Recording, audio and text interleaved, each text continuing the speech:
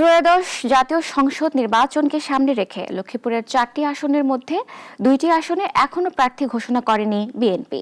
এতে তৃণমূলে তৈরি হয়েছে চরম হতাশা, আর মনোনয়ন প্রত্যাশীদের মধ্যে দেখা দিয়েছে দ্বন্দ্ব। বিশেষ করে 4 আসনে জোটসঙ্গী জেএসডি ও বিএনপি নেতাদের পাল্টাপাল্টি অবস্থান এবং কর্মসূচি পরিস্থিতিকে আরও উত্তপ্ত করে তুলেছে। মোহাম্মদ সোহেল রানার রিপোর্ট, জানাচ্ছেন শাশ্বতী সরকার।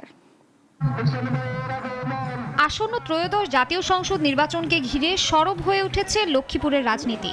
জেলার 2টি গুরুত্বপূর্ণ আসন, 1 রামগঞ্জ ও 4 রামগতি কমলনগরে এখনো বিএনপির প্রার্থী ঘোষণা না হওয়ায় মাঠ পর্যায়ে দেখা দিয়েছে অস্থিরতা আর হতাশা। সুস্থ হইব না অসুস্থ হইব এটাও তো কম জানা। এবার যেহেতু একটা সুস্থ পরিবেশ হচ্ছে, আমরা ভোট দেওয়ার একটা চিন্তা ভাবনা করতেছি। প্রার্থী দেয় বা যারা দেখ একজনের ঘোষণা দিয়ে দেখ, তারপরে আমরা আমাদের মত করি, আমরা ভোট যাকে দিই। জেলার 1 আসনে বিএনপির অভ্যন্তরীণ কোন্দল স্পষ্ট।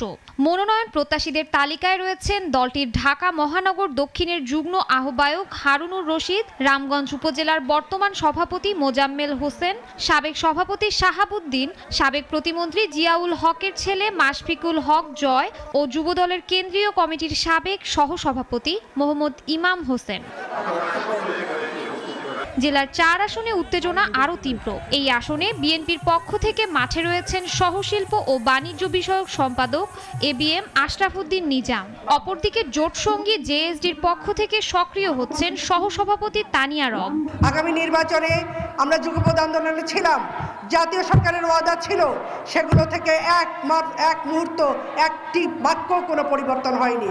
সুতরাং আমরা এখানে নির্বাচনী মাঠে লড়াই করব, তারা মার্কায় আমরা বিজয় ছিনিয়ে আনবো, আমরা যুগপৎভাবে সরকার গঠন করব। আমি হয়তো জয়লাভ করবো ইনশাল্লাহ। আর আমি ভোটের মাঠেই আছি, ভোটে আমার পেশা, নেশা।